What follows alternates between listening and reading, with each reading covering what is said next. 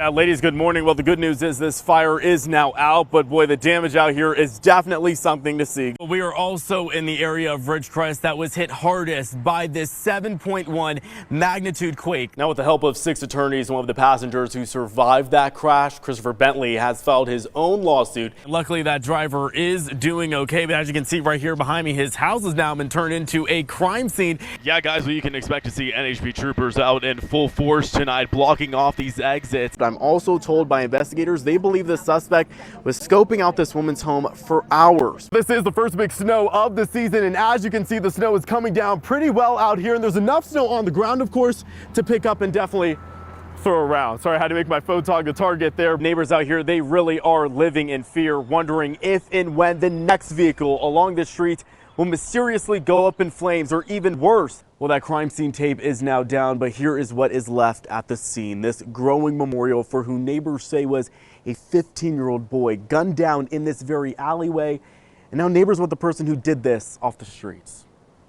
For a kid to be laying there like that, nobody there with them, I wouldn't want that for my kid.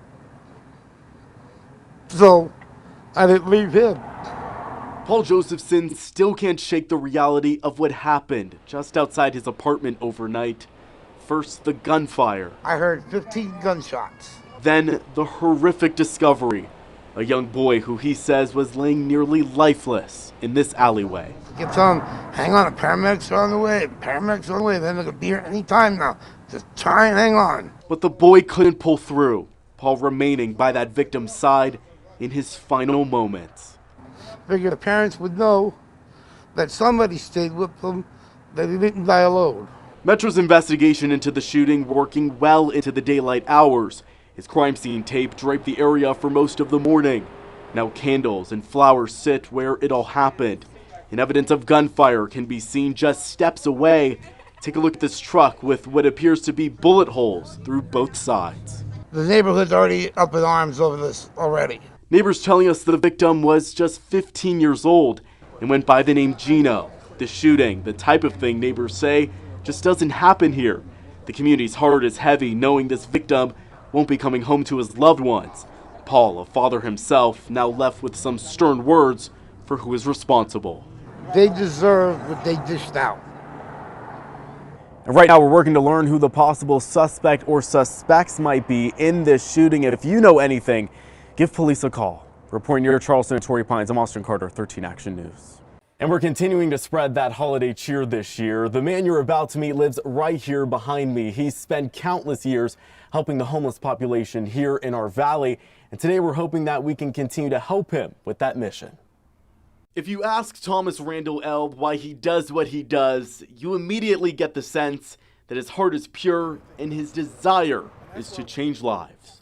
Some people, they be out there so long, they just don't know how to go and ask for help.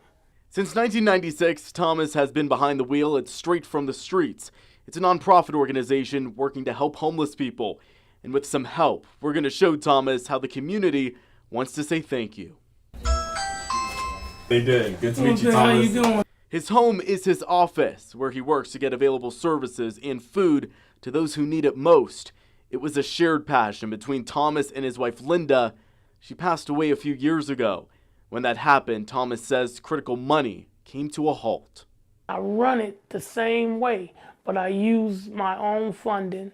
The way that I work with the homeless, a government grant don't allow it. And now using his own funding, he's doing the best he can. His focus, trying to get homeless individuals identification cards. Because if they don't have that Nevada ID, there's no services available. But today, a well-deserved assist. The Vegas Golden Knights Foundation, they want to help you get homeless people off the streets. So they're going to pick up the cost for 50 IDs to help Nevada's homeless. That's good. Yeah, so and you'll be able to get that funding at an event that's going to be held in your honor. This is your golden ticket to get you in the door. So thank you for all your help in the community. Standing behind him there is Lisa Caucus. She nominated Thomas for our 13 Days and Nights of Giving. She says there's no one more selfless or deserving of some help. He's super passionate about helping the homeless, and you almost can't help but want to get involved because that passion is contagious. Austin Carter, I'm telling you, this is great. 13 Action News.